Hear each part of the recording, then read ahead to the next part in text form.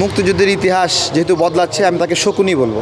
জামাতের অনেক অনেক অনেক আলোচক তারা আমি কোনো টকশোতে আসি শুনলেই তারা এড়িয়ে যায়, একবার পুরোপুরি বয়কট করে দেয়। জামাত এবং এনসিপি দুটাই করে, ঠিক আছে।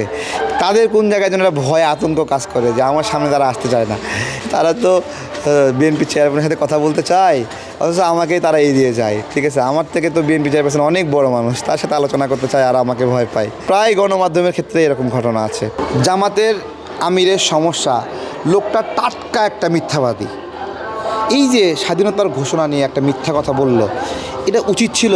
এরা আসলে এইরকম ধান্দাবাজ, সুযোগ পাইলেই দেশটাকে এরকম সবল মারবে, এরকম ধান্দাবাজ।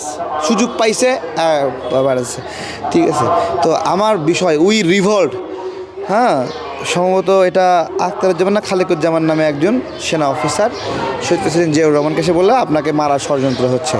উনি সঙ্গে সঙ্গে কয়েক সেকেন্ডের মাধ্যমে সিদ্ধান্ত নিলেন উই রিভল্ট। এইটাই ছিল সেই উই রিভল্ট, দেশের জন্য উই রিভল্ট, ঠিক আছে। এটা উনি অন্যভাবে করতে পারতেন, এইটা অন্য কেউ হলে এই ঝুঁকি নেয়নি, কেউ নেয়নি। তো সেই ইতিহাস এই সাদা সাদা শকুন বলবো।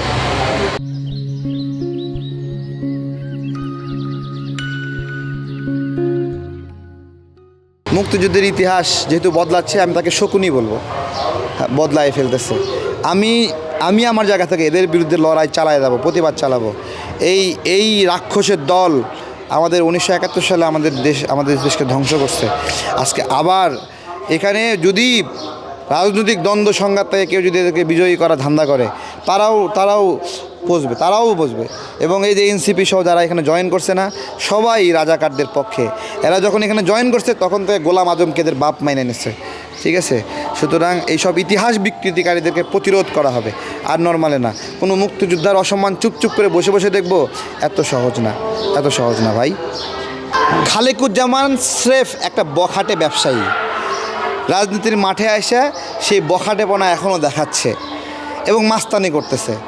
আমাদের এলাকায় একটা কথা আছে যে নতুন চুল গজাইলে, মানে দাড়ি মুছ গজাইলে মুসকি হাসি দেয় মানুষ, ঠিক আছে। তো খালেকুজ্জামান রাজনীতিতে আইসা এরকম মুসকি হাসি দেয়। হে আবার কয় হের বাপে নাকি মুক্তিযোদ্ধা ছিল এবং সার্টিফিকেট নেয়নি, কোনো সুবিধা নেয়নি। ভাই, যেগুলো ভুয়া মুক্তিযোদ্ধা সেগুলো সার্টিফিকেট সনদ নেয়নি। যে মুক্তিযুদ্ধ করছে তার দলিল আছে, প্রমাণ আছে, তার কমান্ডার আছে, তার সেক্টর কমান্ডার আছে, তাই না। তাদের পরিচয়ের মাধ্যমে সে স্বীকৃতিপ্রাপ্ত। যাদের এই স্বীকৃতি নাই, পরিচিতি পারে না, এরা এরকম করে আর কি।